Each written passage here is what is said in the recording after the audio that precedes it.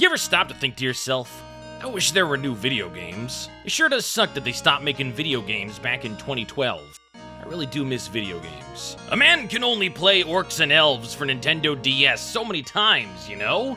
There's gotta be more out there. More to see in this world. Like, outside. No, I mean really outside. Farther. Farther outside. More. Go more. East. That's west. Go. Just rotate. Shit! Japan!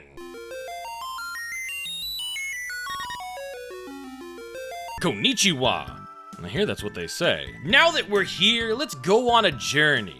Close your eyes. Really immerse yourself in this guided visualization brought to you by HauntLich. It's 1980-something. The president is a man who starred in a feature film along a chimpanzee. MTV was irreparably changing the landscape of culture. CNN was irreparably changing the landscape of culture. And nothing happened in China, I swear. Don't Google it, nothing happened, okay? But more important than all of that other dumb stuff, there was the Atari. HauntLich, I hear you asking, even though you should be immersed in your time travel guided visualization ASMR roleplay. What does this have to do with Japan? You see, when Atari released, it was a big deal because it was a home console specifically for video games. You're running out of fluid!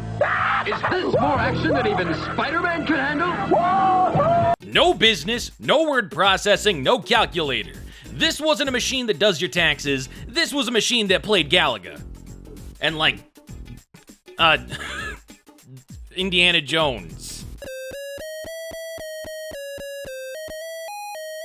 It obviously wasn't the first one, but like, do you count the Magnavox Odyssey? Because I don't. Whatever you do, do not take anything away from this video as gospel. This is not good historical documentation. Right there alongside the Atari, though, was a machine that not only played video games, it did all those boring things that weren't video games. The Commodore 64. Named for its 64 kilobytes of RAM, it could process sprites with multiple colors, had superior onboard audio, and most of all, you could score a Commodore 64 for about 600 USDs, which some nerd is gonna be like, well, that's actually about $2,000 adjusted for inflation. Forgetting entirely that the average person in those days had way higher buying power on average. Unlike the Atari 2600, which mostly was sold at specialty stores, the C64 was sold in standard retail stores, making it one of the first pieces of retail computer hardware to see mass adoption. The fact that you've got a computer in your house right now is thanks to the C64, so show some respect. It's mind-boggling. Commodore 64 lets you play hundreds more games than any video machine, plus draw, program, even do music. But the C64 had competition in its 8-bit home computer market. PCs that ran MS-DOS went toe-to-toe with Commodore in the US. But hey, we live in Japan right now, remember? What would a sweaty nerd in Japan be playing his 8-bit PC games on? Alright, I've been edging you for like 4 minutes, so I'm just gonna tell you. Ladies and gentlemen, the PC 8800. I'll give you a minute to go change your panties, because I know you need a dry pair. Shortened to PC-88, this Japanese powerhouse was released by the Nippon Electric Company in 1981, and was basically only available in Japan. I've heard that you could get one in the States, but I cannot fathom the expense. Plus, with a C64 and the MS-DOS PC right there, why would you bother unless you were a fucking weeaboo? Also, you'd kind of have to know it, existed, which was not likely in the early 80s when this beast hit the scene. By 1981, Nippon Electric Company, or NEC, their previous machine, the PC 8001, had basically dominated the home computer market in Japan. There was a solid chunk of time where if someone in Japan owned a personal computer, dollars to donuts, it was a PC 8001. Or rather, yen to what do they got out there? Oh, donuts, fuck me. So it only made sense to release the PC-88, an upgrade in pretty much every way. But HauntLich, I hear you asking, which is okay now because I've joined you in Japan. Why wouldn't Japanese audiences just use the C64 or MS-DOS? You see, the Japanese have an interesting language called Japanese. The C64 and MS-DOS systems had a hard time with the significant amount of kanji characters, a problem that the PC-88 rectified. Only a few short years later, NEC would release the PC-98. The star of today's show, and if I'm being honest, likely the star of many shows to come.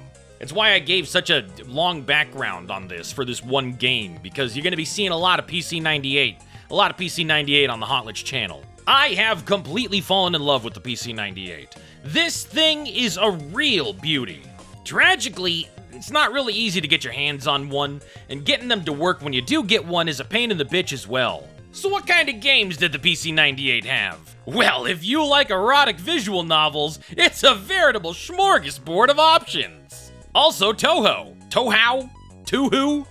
the anime girl bullet hell that gay people like. There are some who refer to the PC-98 affectionately, or not so affectionately, as the quote, horny machine, due to an abundance of eroge on the system. Eroge? Eroge? Games where you see the boobies. Which is not a fair label at all. I mean, have you seen the Nintendo eShop recently? Good gravy. Even games with no erotic content at all sometimes get lumped into the horny machine title. Games like Rusty. You know how the sequel to superhero movies are always better because they don't have to spend half the movie explaining the premise of the main character? Well, because you've already seen this video, the Popful Mail video will be better. Rusty was developed and published by C-Lab in 1993 for the PC-98 and MS-DOS. You play as a vampire hunter with a whip that must go through a series of treacherous platforming stages in order to kill the vampire lord. Yeah, Rusty is Castlevania on PC. With boobs. Despite being playable on MS-DOS, it never got a formal release in the US. Rusty didn't require very much reading in Japanese, so it actually did see some play in the US. How American audiences got their hands on Rusty in the early 90s when it was Japanese only? Nerds used to be tenacious. Now morons on Twitter think that downloading a ROM will give you a virus, so they spend $20 on a 30-year-old GBA game. Zoinks! Despite Rusty's very obvious inspirations, according to both C-Lab and Konami at the time, nobody could prove any connection between the two. Yeah, okay. 3 months after Rusty released, Rondo of Blood would hit, so unless you really wanted to play a fairly by-the-numbers classic Vania clone, you probably put Rusty down for Rondo and never looked back. What makes Rusty really stand out was the same thing that tons of PC-98 games inexplicably had. Totally kick-ass soundtracks.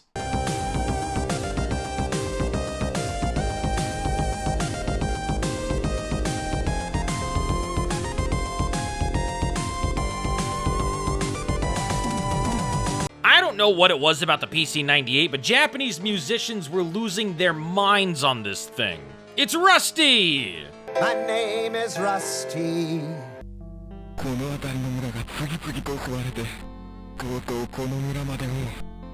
Sound quality of the voice work is ass. I'm surprised they tried it all. I feel like if this was in English, I still wouldn't be able to understand what they're saying. Her name is Rusty Sprinkle, Lamau. Our objective is to rescue the sister of these two kids, a woman named Ryoko, who's been kidnapped by the evil monsters. The monsters have been kidnapping many women for reasons I can only imagine and hope they don't show, because this is PC-98 and I don't know what I'm gonna be shown. Rusty here, who should stick out like a sore thumb because she's green and blue, blends into the background because the background is also green and blue. See, Simon Belmont is bright orange, and most of the backdrops are blue, so you can always distinguish where he is at a glance. I lose Rusty most of the time, which is weird, because why is she red here, and not red here? One of the main mechanics of Rusty are the statues. These contain everything, from health pickups to sub-weapons to keys, and oh baby, you need these statues. You've got to check every single one, until you know which ones have keys and have health and which ones don't. But these statues aren't just there. Oh no, that would be too easy. You see this empty space? There's a statue there. How do you get it to appear? If this space is on screen and you crouch, this statue will appear. Nothing in this area forces you to crouch, so if you just so happen to never push down, it won't appear. Basically, every hidden statue has something like this. Either you need to whip in a specific place, or crouch in a specific place, or sometimes they just appear, and I can't figure out why. Zounds! This creature doesn't have nipples though, so on the screen it goes. If the bosses in Rusty have strategy to them, I haven't found it. You rescue the girl, and you get a cute picture in that classic PC 98 anime pixel art style. Rusty plays very much like Castlevania, the first one. Rusty makes me realize how much of Castlevania pre-Symphony of the Night is so purposeful, so carefully planned, and designed for a very tailored, refined experience. Rusty just feels... rusty. Zounds! So many of these treacherous-ass areas with crushers and instant death spears lead to no reward. Fortunately, when you die, you keep any keys you had, which is good, because this fucking part respawns you back where the crusher is. And if you don't start sprinting immediately upon respawning, you just die. Game overing isn't the worst thing that can happen. It starts you at the beginning of the stage with no keys, but it could be worse.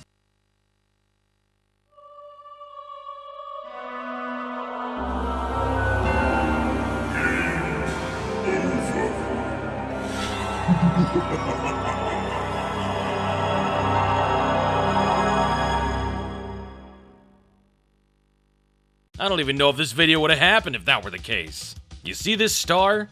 This star means you win. For only 10, green balls, it gives you a very long invincibility, which trivializes the game. At least it would if I didn't suck!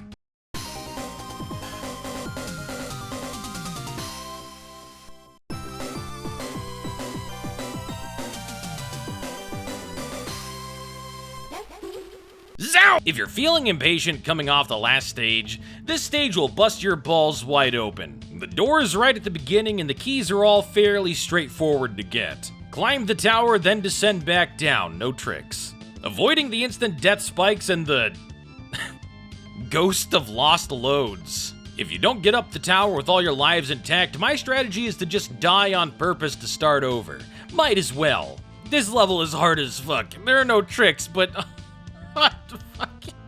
And this boss is hot shit. Look at this. Where am I supposed to stand? Up his ass? So after several tries and wanting to hang myself 4 or 5 times, resisting the urge 3 or 4 times, I discover a secret with an invulnerability. Fantastic. Now I just have to get to the boss before the timer runs out? Oh, come on. You don't even get a cute girl image in this one.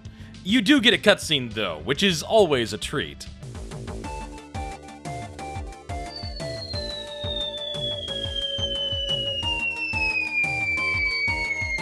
Now for the obligatory cave that looks like Dookie. Poop from a butt, every good game's got one. Love those chocolate nugget walls. Oh.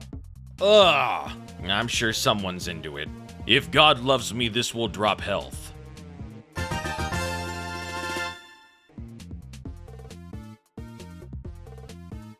Boo, you suck! Look at these little guys. Look at these little enemies. Can I ask what was so wrong about 8-way whipping? This is a bit of a side tangent, but people in the Castlevania community say that Super Castlevania 4's 8-way whipping made the game too easy, and that's why it never came back. To which I say, that kinda sounds like a design problem. God forbid you make a game where you have full control over your character and still have it be challenging. Contra didn't seem to have this problem. I'm trucking. I sure hope none of that crap down there had a key I'll need for later. Fuck, alright, fine. I'll go back and get the key. Alright, I've got the key. A heart key? But I don't have a heart key. Where would... oh, the bug lady. Okay, it's fine. I've got the time slow, so I should be able to...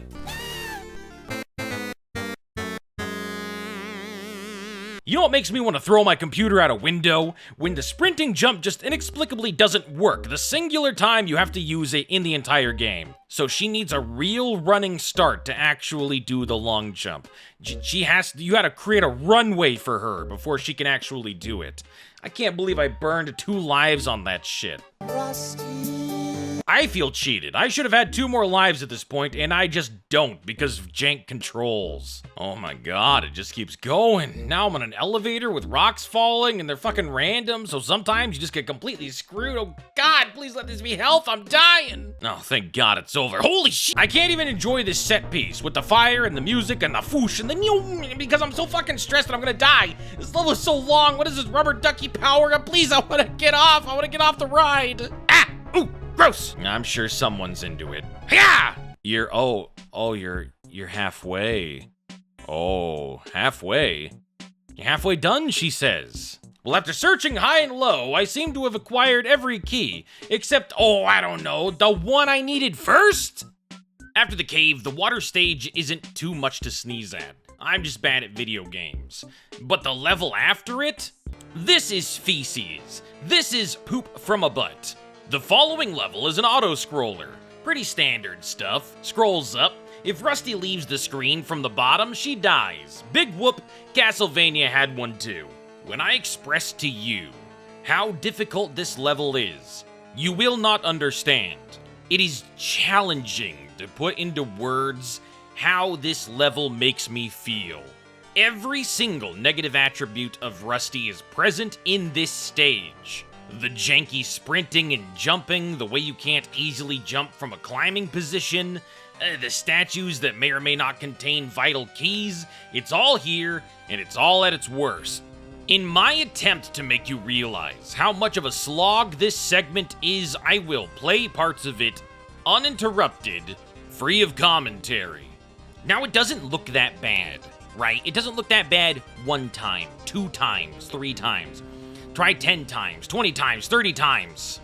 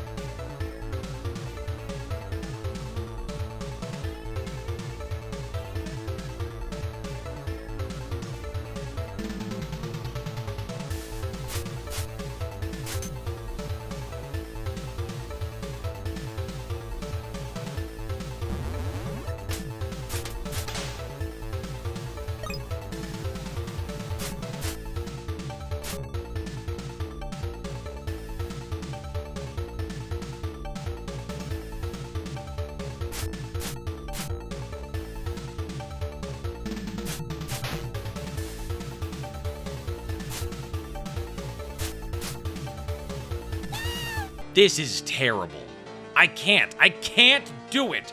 I've been trying for weeks. I've never tried for weeks to beat a fucking video game. It's not even that it's just hard. Because believe me, it's hard. It's that it sucks. It's boring. It takes fucking forever. And every time I get to the point where I'm like, okay, that's enough. If I were designing the game, the end of the auto-scrolling segment would be here. Nope. It keeps going. Weeks later, I finally throw in the fucking towel. You beat me, Rusty. You did it. Rusty is the game that conquers HauntLich. Fuck you, Rusty. Suck my ass. Out of curiosity, because I have to know, I go check out a long play. And you know what I fucking discover? This auto-scroller level is fucking 12 minutes long. The segment of the level that is the auto-scroller is 10 minutes. It's a 10 fucking minute auto-scroller. Do you understand now why this took so long? Why it's so fucking exhausting? It's not just difficult because it's difficult. It's difficult because it's fucking exhausting. It's 4 fucking screens. 4 different screens, each one more difficult than the last. And you can't do the screens you've done a million times quickly because you're forced to wait for a slow auto-scroller that takes 10 minutes to get through.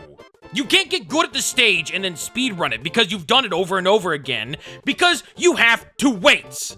I was so perplexed by this that I Googled it, because I couldn't think of a single auto-scroller from another platformer I'd ever played that even came close to 10 minutes. And the best I could find was fucking Geometry Dash, and let's be real, that's not a fucking video game, let alone a platformer. And you know what burns my ass the most? What really roasts my cheeks? This level is an outlier. Nothing else in the game is remotely like this. It's like this level was made by a completely different team of developers. The stage after it looks like a Rusty stage. It looks like a knockoff Castlevania level. I wish I could play it. It looks like fun.